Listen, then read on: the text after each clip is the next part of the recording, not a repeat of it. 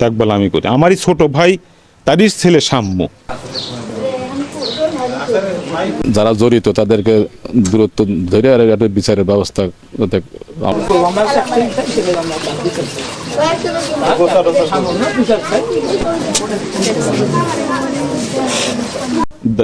দেখভাল আমি করি। আমারই ছোট ভাই, তারই ছেলে সাম্য।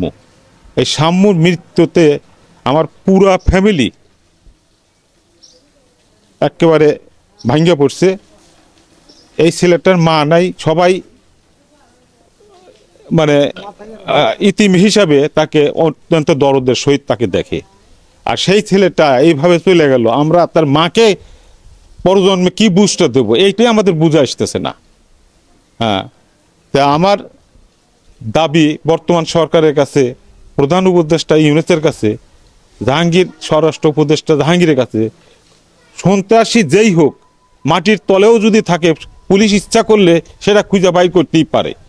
তো আমারও ওই রকম দাবি এদের কাছে যে আমার এই ভাতিজার যে খুনি এবং কারা একে এই সন্ত্রাসী এবং ভাড়া করা ভাড়াইটা আমার এই ভাতিজাকে খুন করছে, তাদেরকে খুঁজে বাইর করে উপযুক্ত বিচার আমি এই প্রধান উপদেষ্টা ডক্টর ইউনূসের কাছে চাই এবং জাহাঙ্গীর সাহেবকে উপদেষ্টার কাছে আমি আকুল আবেদন যে সেজন্য পরিচিত খুনিদেরকে খুঁজে বাইর করতে পারে। ঘটনা এর আগে একটা 15 মিনিটের সময় খবর পেলাম হঠাৎ যে সাম্য আর দুনিয়াতে নাই। কেন না আমরা তখন হতভম্ব দিয়ে গেলাম। পরে জিজ্ঞাসা করলাম যে ওনাকে দুর্বৃত্তরা কোবা মাথা আঘাত করছে এবং আঘাত করে ছুরির আঘাত অনেক দুনিয়াতে বিদায় চলে গেছে। আমাদের এখন তো মেনে নিতে পারি না, এরকম হঠাৎ খবর গেল। লোক এসব ভালো ছিলেন, সবাই ওনার জন্য মর্মাহত, গ্রামবাসী ওনার জন্য। তো আমরা অতি তাড়াতাড়ি ওনার যারা জড়িত তাদেরকে দূরত্ব ধরে আর একটা বিচারের ব্যবস্থা, আমরা সঠিক বিচার পাই।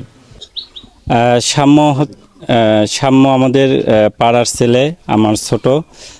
পড়ালেখার উদ্দেশ্যে বাহিরে থাকলেও ছুটিতে আমাদের সাথে আসতো, নিয়মিত খেলাধুলা বা বিভিন্ন জায়গায় আমরা ঘুরতাম। হঠাৎ করে এই গভীর রাতে এই এত বড় একটা দুর্ঘটনা শোনার সাথে সাথে আমরা পাড়া এবং আমাদের গ্রাম এবং এলাকার সবাই গভীর শোকাহত।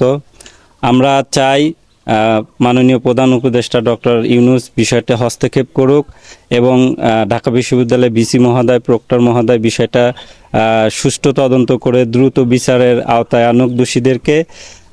অন্য কিছুটা হলেও সাম্যকে তো আমরা আর ফিরে পাবো না, কিন্তু কিছুটা হলেও এই আসামিদেরকে শনাক্ত এবং দ্রুত বিচার এবং বিচারিক পরবর্তী কার্যক্রম পরিচালনা হলে আশা করি আমরা কিছুটা হলেও এই শোকাহত থেকে বেরিয়ে আসতে পারবো। এটাই আমার দেশবাসী এবং প্রধান উপদেষ্টা মহোদয় এবং ভিসি মহোদয়ের কাছে একান্ত আবেদন।